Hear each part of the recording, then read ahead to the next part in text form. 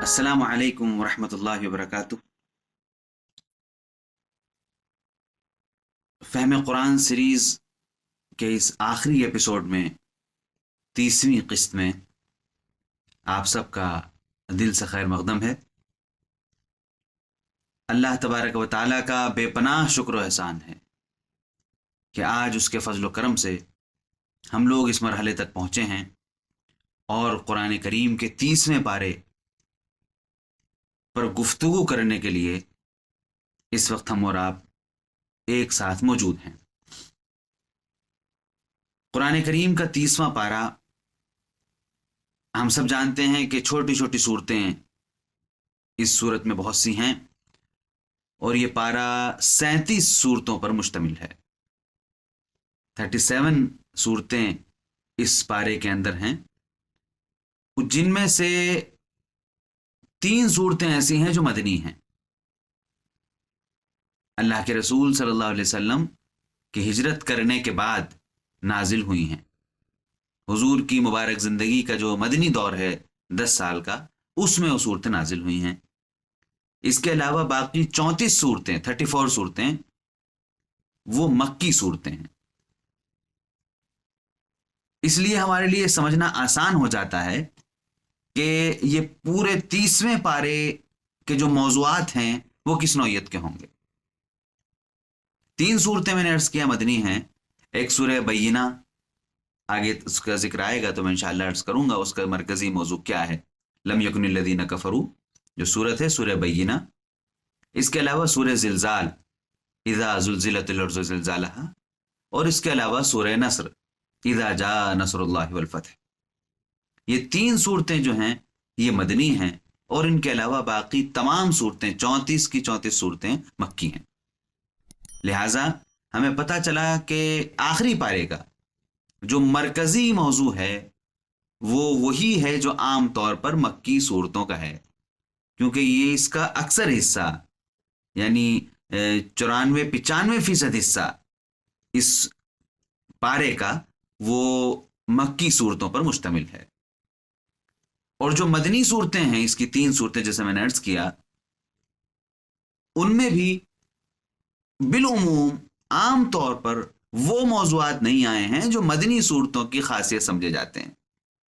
ان میں بھی زیادہ تر موضوعات جو ہیں، چھوٹی چھوٹی صورتیں ہیں وہ، اس کے باوجود ان کے موضوعات جو ہیں وہ مکی صورتوں سے ملتے جلتے ہیں۔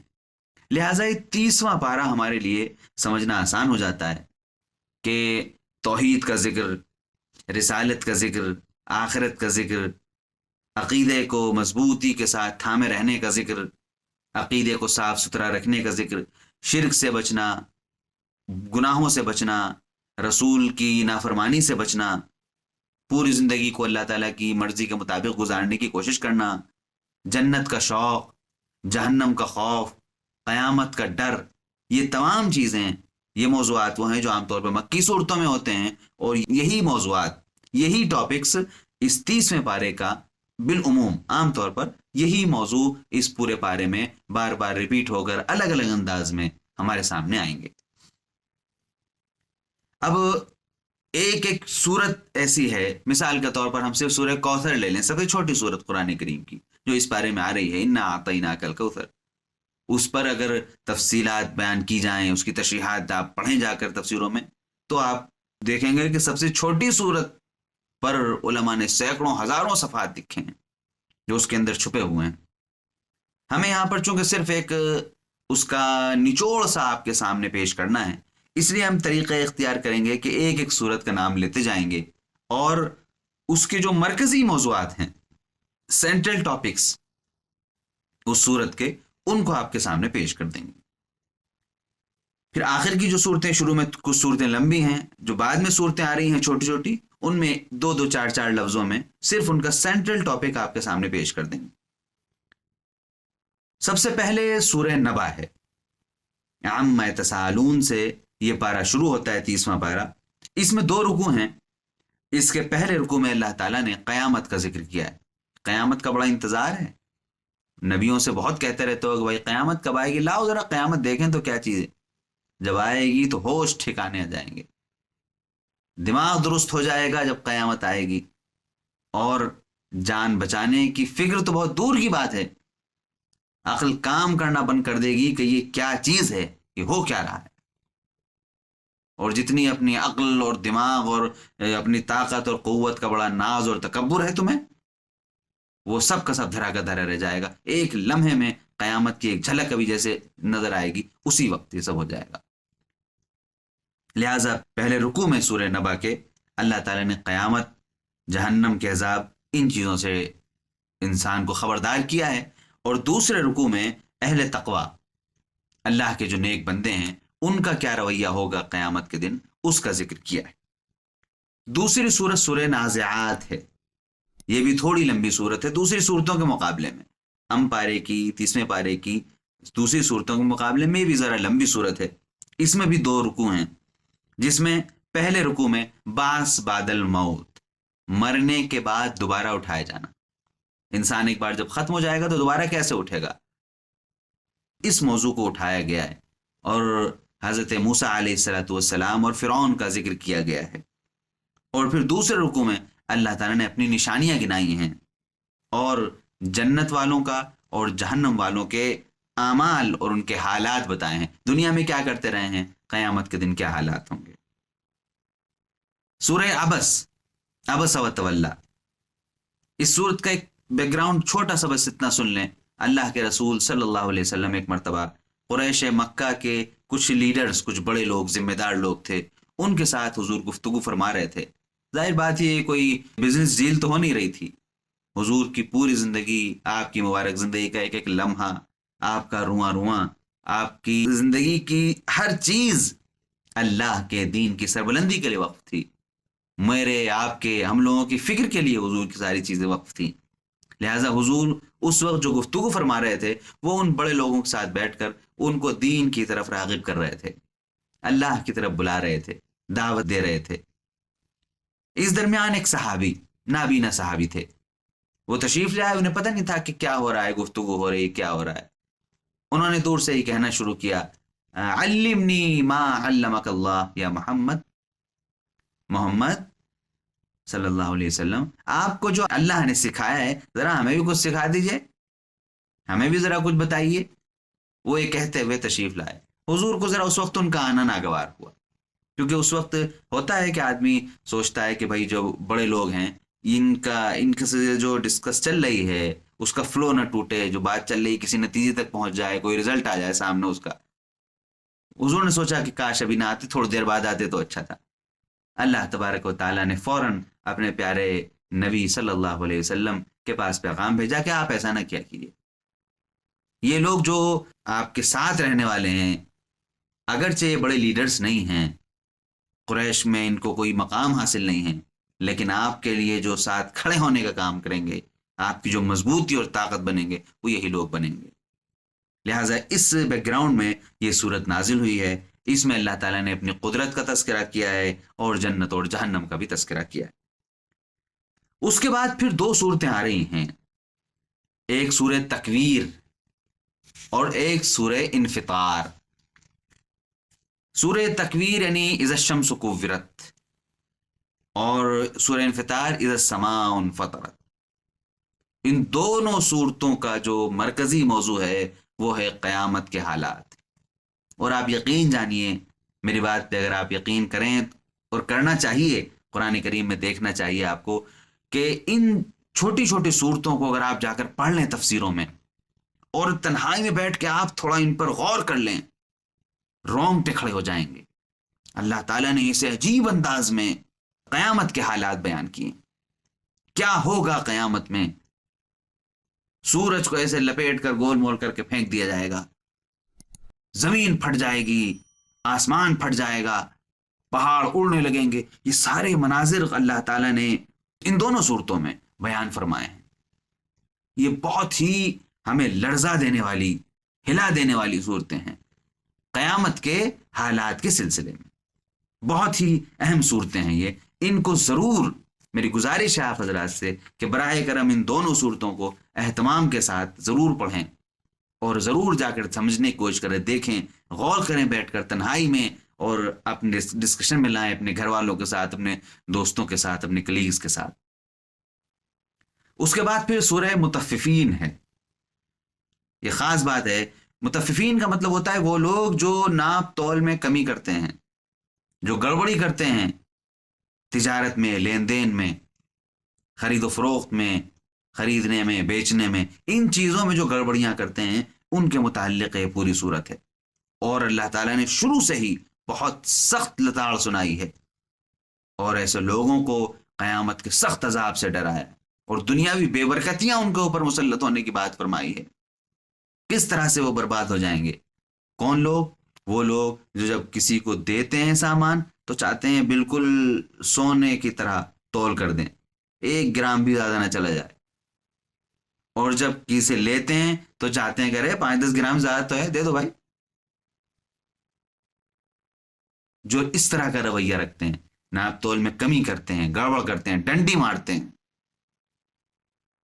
اور جتنا موقع ہوتا ہے کچھ، کوئی اگر کپڑے کا تاجر ہے، کوئی پھٹا پرانا ہے، یہ ہے، اس کو چپکا دیا، یا کوئی اور اس طرح خراب چیز ہے، کوئی راشن بیچ رہا ہے، اناج بیچ رہا ہے، گیہوں، کوئی غلہ اس طرح کے بیچ رہا ہے، اس میں کچھ خراب چیزیں نیچے رکھ کے اسے نکال دیا۔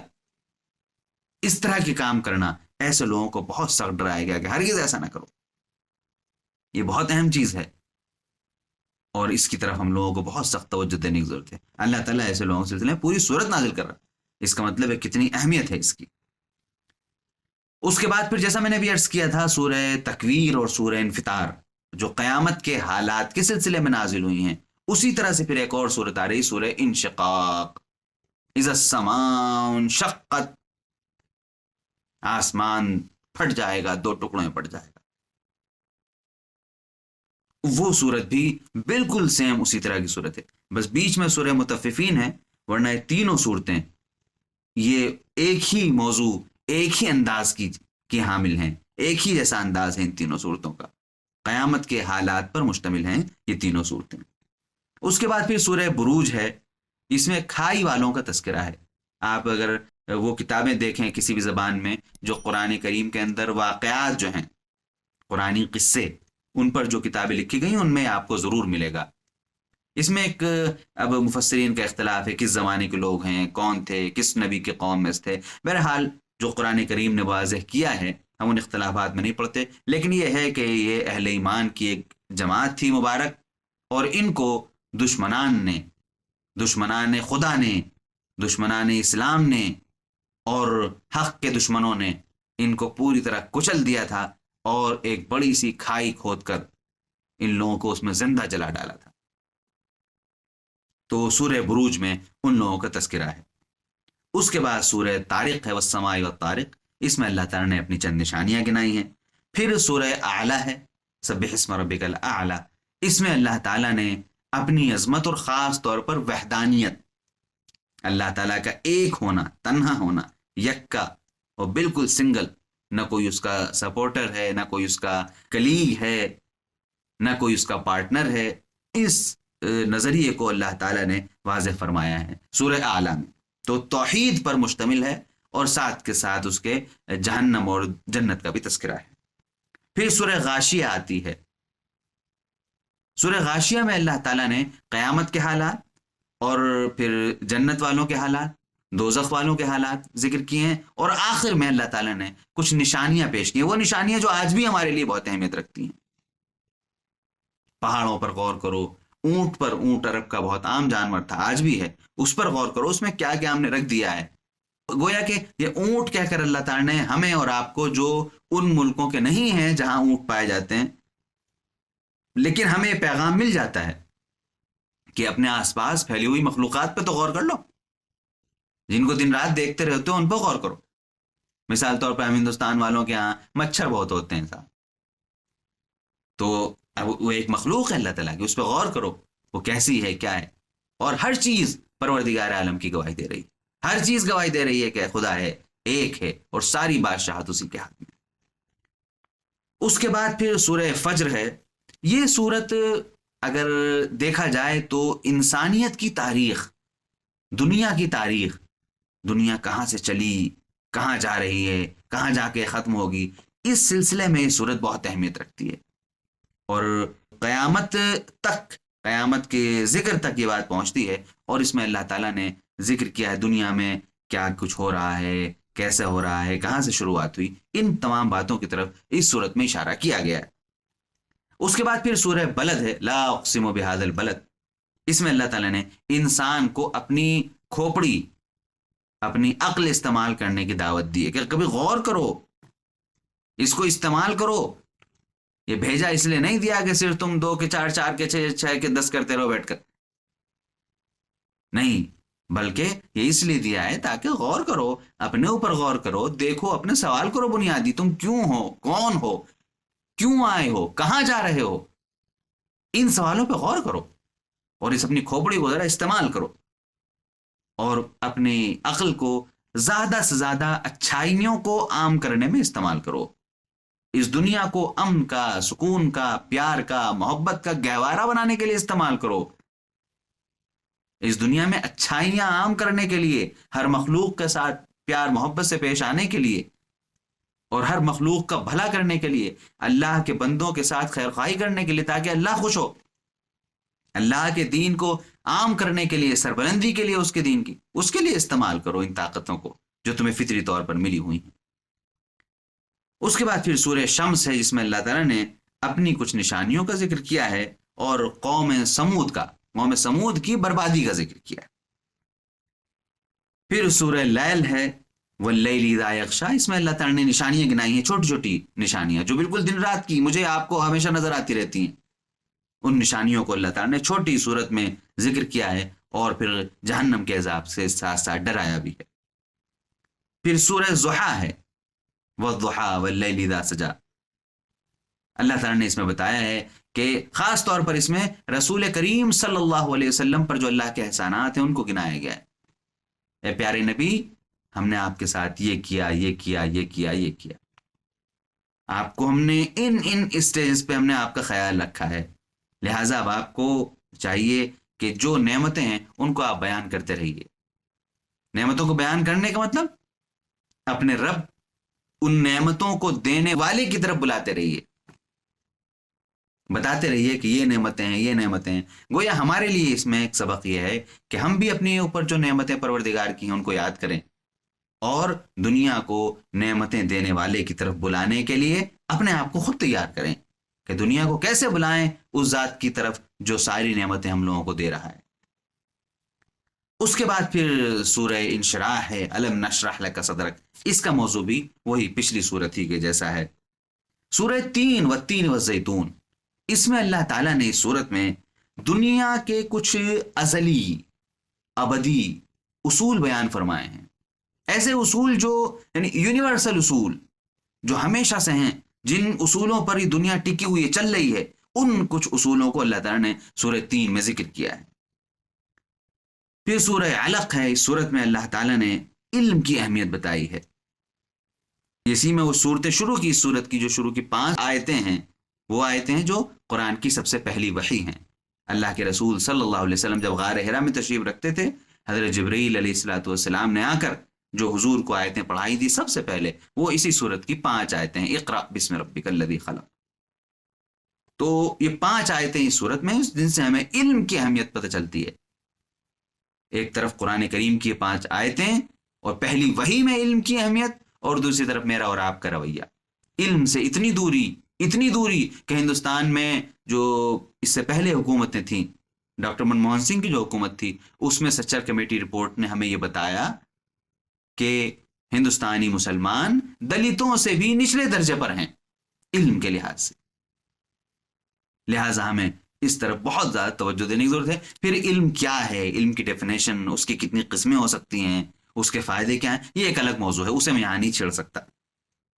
اس کے بعد پھر سورہ قدر ہے، جس میں اللہ تعالیٰ نے شب قدر کے سلسلے میں بتایا ہے کہ اللہ تعالیٰ نے سب سے مبارک رات پیدا کی ہے جو رمضان کے آخری عشرے میں آتی ہے، جس کے لیے اللہ کے رسول صلی اللہ علیہ وسلم نے تاکید فرمائی ہے کہ آخری عشرے کی طاق راتوں میں،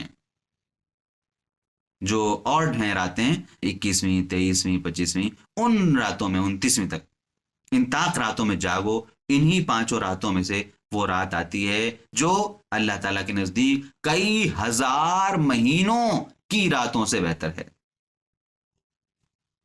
اس کے بعد پھر سورہ بینہ ہے۔ یہ وہ صورت ہے، ابھی میں نے بتایا تھا کہ وہ صورت جو مدنی صورت ہے، اور اس کے بعد پھر فوراً سورہ زلزال آ رہی ہے، یہ بھی مدنی صورت ہے۔ سورہ بینہ میں اللہ تعالیٰ نے یہ بات بتائی ہے، بہت اہم صورت ہے یہ بھی، جس میں اللہ تعالیٰ نے بتایا ہے کہ اس دنیا کو ایک سچے، پاکیزہ، صاف دین کی ضرورت کیوں ہے، انسان کیوں محتاج ہے ایک دین حنیف کا، ایک سیدھے سادے، سچے، صاف ستھرے، بغیر گورکھ دھندے کا جو دین ہو، اس کا محتاج انسان کیوں ہے۔ یہ بہت اہم بات ہے سورہ بینہ میں بیان کی گئی۔ اس کے بعد سورہ زلزال ہے، جس میں قیامت کا منظر پیش کیا گیا ہے۔ پھر سورہ عادیات ہے، جس میں اللہ تعالیٰ نے بتایا ہے کہ دنیا کا چکر ہے وہ جو گھوم رہا ہے، گھوم رہا ہے، گھوم رہا ہے، اور ایک دن یہ سب ختم ہو جانا ہے۔ پھر سورہ قاریہ ہے، یہ قیامت کا ذکر ہے اس میں، کہ اچانک اثر پر آ کر کھڑی ہو جائے گی قیامت، اور تم ہاتھ ملتے رہ جاؤ گے کہ افسوس ہم نے کچھ نہیں کیا، لیکن جب قیامت آ جائے گی اس کے بعد پھر کچھ نہیں ہو سکے گا۔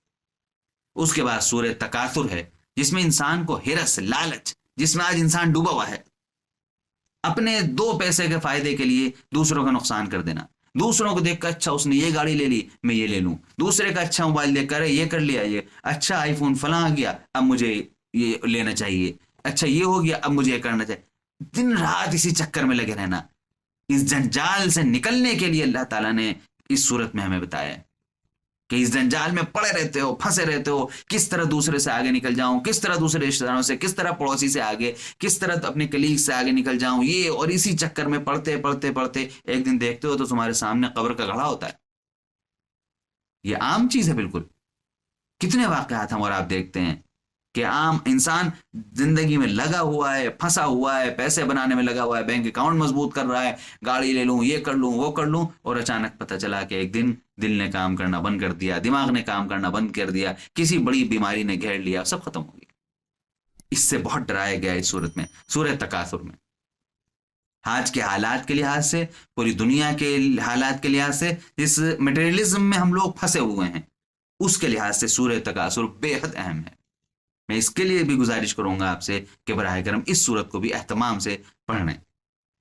اس کے بعد پھر سورہ عصر ہے، بہت چھوٹی صورت لیکن اتنی پھیلی ہوئی کہ اس کے بارے میں کیا بیان کیا جائے۔ اللہ تعالیٰ نے بتایا ہے کہ دنیا کا نظام جو چل رہا ہے وہ کیسے چل رہا ہے، کامیاب ہونے والے کون لوگ ہیں۔ مختصر طور پر یہ اس کا خلاصہ ہے۔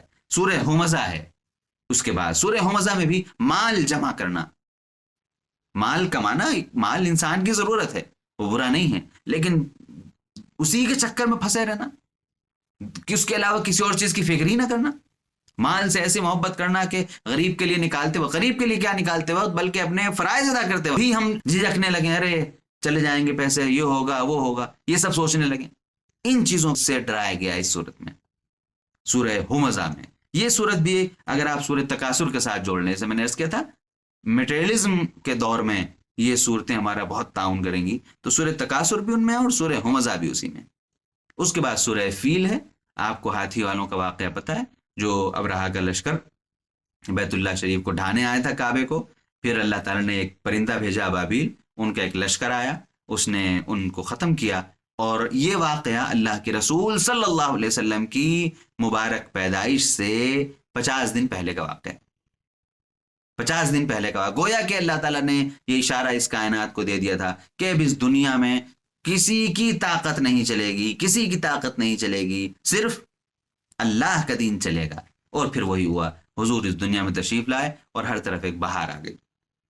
اس کے بعد سورہ قریش ہے، جس سے قریش کی اہمیت بھی پتہ چلتی ہے، قبیلہ قریش کی، اور ان کو کچھ ترغیب دی گئی ہے کہ بھائی تمہارے ساتھ اللہ تعالیٰ نے یہ انعام کیا ہے تو تمہیں بھی یہ کرنا چاہیے، یہ کام کرنے چاہیے۔ اس کے بعد پھر سورہ ماعون ہے، پھر سورہ کافرون ہے۔ یہ سورہ کافرون کے سلسلے میں ایک بات میں عرض کرنا چاہتا ہوں کہ سورہ کافرون خاص طور پر جن ملکوں میں مسلمان مائنورٹی کی حیثیت سے زندگی گزار رہے ہیں، جن ملکوں میں مسلمان مائنورٹی کی حیثیت سے زندگی گزار رہے ہیں، ان ملکوں کے لیے یہ صورت بہت اہم ہے کہ ہمیں کفار کے ساتھ، غیر مسلموں کے ساتھ ہمارا رویہ کیا ہونا چاہیے، کیا اسٹینڈ ہونا چاہیے۔ اپنے عقیدے پہ جمے رہو، اس سے ہٹو مت، لیکن کسی کے ساتھ ظلم کرنا، زیادتی کرنا، یہ بھی نہیں، اور جتنا ممکن ہو ان کو حق کی طرف بلانے کی کوشش کرتے رہو، یہ تمہارا اپنا مشن ہے، لیکن اس میں لڑائی جھگڑا انتشار فساد یہ سب بالکل نہیں۔ اس کے بعد پھر سورہ معون کے بعد سورہ کوثر ہے۔ اچھا، سورہ معون میں اللہ تعالیٰ نے جو بیان کیا ہے وہ خاص تو کچھ چیزیں گنائی ہیں، یتیموں کو کھانا کھلانا، مسکینوں کو کھانا کھلانا، اور جو لوگ ایسا نہیں کرتے ان کی برائی، نمازوں کا اہتمام اور نمازوں کی روح کو اپنے اندر بسانے کی کوشش کرنا، ان تمام چیزوں کی طرف بہت اہمیت کے ساتھ اشارہ کیا گیا ہے۔ یہ صورت بھی بہت اہم ہے، کیونکہ ہمارے ہاں اس طرح کا شعبہ بالکل ختم ہو گیا۔ بیواؤں کی کفالت، یتیموں کی کفالت، یتیموں کا خیال رکھنا، غریبوں کا خیال رکھنا، اس کے لیے کوئی سسٹم بنانا، یہ تمام چیزیں ہماری سوسائٹی میں پائی ہی نہیں جاتی۔ اس لیے سورہ معون یہ بہت ہی اہمیت کی حامل صورت ہے۔ اس کے بعد پھر سورہ کوثر ہے۔ سورہ کوثر میں بھول گیا، تو اس کی وجہ سے مجھے یاد آ گیا کہ سورہ معون کے بارے میں نے بات بیان نہیں کی۔ سورہ کوثر سب سے چھوٹی سورت قرآن کریم کی۔ اللہ تعالیٰ نے اس میں اپنے رسول صلی اللہ علیہ وسلم کے اوپر جو اس کے انعامات ہیں ان کو بھی بیان کیا ہے، اور اس بات کا اعلان کیا ہے کہ حضرت محمد مصطفیٰ صلی اللہ علیہ وسلم سے جو دشمنی کرے گا وہ برباد ہوگا، اس کی نسلیں ختم ہو جائیں گی، اس کا نام و نشان مٹ جائے گا، وہ نیست و نابود ہو جائے گا۔ سورہ کافرون اس کے بعد ہے۔ پھر سورہ کافرون کے سلسلے میں نے آپ سے عرض کر دیا۔ اس کے بعد سورہ نصر ہے، یہ بھی میں نے عرض کیا تھا کہ مدنی صورت ہے۔ اس میں اللہ تعالیٰ نے بتایا ہے، پیشگوئی فرمائی تھی کہ فتح مکہ کے موقع پہ کیا ہونے والا ہے، کس طرح سے لوگ دین میں جوغ در جوغ، گروپ کے گروپ، پارٹیز کے پارٹیز چلی آئیں گی اور اسلام میں داخل ہوتی جائیں گی، ہر طرف اسلام کا بول بالا ہوگا۔ اور جب اس طرح کی کامیابی ہو تو نصیحت کی گئی حضور کو کہ آپ کو استغفار کی کثرت کر دینی ہے، اپنے رب کا شکر زیادہ زیادہ کرنا ہے۔ اس میں ہمارے لیے بڑا سبق یہ ہے کہ زندگی میں کوئی بھی ہمیں کامیابی ملے، کوئی بھی اپورچنٹی، کوئی بھی ہمیں وکٹری حاصل ہو، ہمیں اس موقع پر اپنے رب کو نہ بھولنا چاہیے، ہرگز اس کا شکر ادا کرنا، اپنے گناہوں پہ نادم ہونا، پروردگار جو تو نے دیا ہے ہم مستحق نہیں تھے، تو نے دے دیا، تیرا کرم ہے، ہمارے گناہوں کو معاف فرما، تیرا شکر ادا کرتے ہیں۔ یہ جذبہ ہمیں اس صورت سے ملتا ہے۔ پھر سورہ لہب ہے، جس میں حضور صلی اللہ علیہ وسلم کے چچا ابو لہب کا اور اس کی بیوی کا تذکرہ ہے، ام جمیل کا۔ یہ دونوں کس طرح مل کر حضور کو ستایا کرتے تھے، پریشان کیا کرتے تھے، ان کا انجام کیا ہوا۔ اس سے ہمیں پتہ چلا کہ اسلام کے معاملے میں، دین کے معاملے میں، ایمان کے معاملے میں کوئی رشتہ داری نہیں، کوئی رشتہ داری نہیں، نو ریلیشن شپ، کسی طرح کی کوئی چیز نہیں چلتی، صرف اللہ پر ایمان چلتا ہے۔ اصل چیز ایمان ہے، اس کے بعد باقی ساری چیزیں، خون کا رشتہ بھی اس کے بعد ہے۔ اس کے بعد پھر سورہ اخلاص ہے، قل اللہ احد۔ اللہ کی توحید کے سلسلے میں قرآن کریم میں جو صورتیں آئی ہیں ان میں اتنی جامع، اتنی مختصر صورت اور اتنی پھیلی ہوئی صورت توحید کے موضوع پر آپ کو کوئی اور دوسری نہیں ملے گی۔ اللہ کے رسول صلی اللہ علیہ وسلم نے اسی لیے اس صورت کو 3 مرتبہ پڑھنے کو استحضار کے ساتھ، سمجھتے بوجھتے ہوئے کیا فرما رہا ہے اللہ تعالیٰ، اس کے شعور کے ساتھ 3 مرتبہ اس کے پڑھنے کو پورے قرآن کریم کے پڑھنے کے ثواب کے برابر آپ نے فرمایا۔ بہت ہی اہم صورت ہے توحید کے سلسلے میں۔ اس کے بعد پھر سورہ فلق اور سورہ ناس ہے۔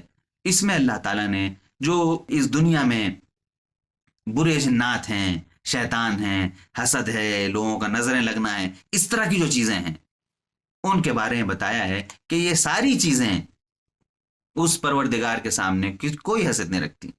یہ ساری چیزیں مل بھی جائیں تو بھی ایک جالے سے زیادہ حیثیت نہیں ہے، مکڑی کے جالے سے زیادہ حیثیت۔ لہٰذا انسان کو اس طرح کی چیزوں سے بچنے کے لیے ہمیشہ اللہ تعالیٰ کو یاد کرتے رہنا چاہیے۔ ان دونوں صورتوں کو معوذتین کہا جاتا ہے۔ معوذتین یعنی ایسی 2 صورتیں جن میں پناہ مانگی گئی ہے۔ اللہ کے رسول صلی اللہ علیہ وسلم سوتے وقت حضور نے ترغیب دی ہے کہ ان دونوں صورتوں کو پڑھا جائے، 3 مرتبہ پڑھ کر اپنے ہاتھ پر پھونکا جائے، اپنے جسم پہ پھیر لیا جائے۔ اور حضور اس کا اتنا اہتمام فرماتے تھے کہ جب آپ بیمار ہوئے تو آپ ام المومنین حضرت عائشہ رضی اللہ تعالیٰ عنہ سے فرماتے تھے، اور حضور اس کو پڑھ کر ام المومنین کے ہاتھوں میں پھونک دیتے تھے، اور پھر ام المومنین حضور کے جسم مبارک پر اس کو وہ پھیر دیتی تھی۔ لہٰذا یہ صورتیں، دونوں صورتیں بہت اہمیت کی حامل ہیں، انہیں ہمیں بکثرت پڑھنا چاہیے، بچوں کو یاد کرانا چاہیے، اور خود بھی پڑھنے کا معمول بنانا چاہیے، بچوں کو ہی پڑھانے کا معمول بنانا چاہیے، خاص طور پر رات میں سوتے ہوئے۔ یہاں پر آ کر الحمدللہ اللہ تبارک تعالیٰ کا بے پناہ فضل و احسان ہے کہ ہم نے یہ 30واں پارہ یہاں پر ختم کر لیا، اور جو اس کے مین ٹاپکس ہیں پارے کی جو 37 صورتیں ہیں ان کے سلسلے میں ہم نے ہلکی ہلکی چیزیں، چھوٹی چھوٹی چیزیں، لیکن جو بہت مین ہیں ان کو ہم نے جاننے اور سمجھنے کی کوشش کی۔ جزاکم اللہ خیرہ۔ السلام علیکم ورحمۃ اللہ وبرکاتہ۔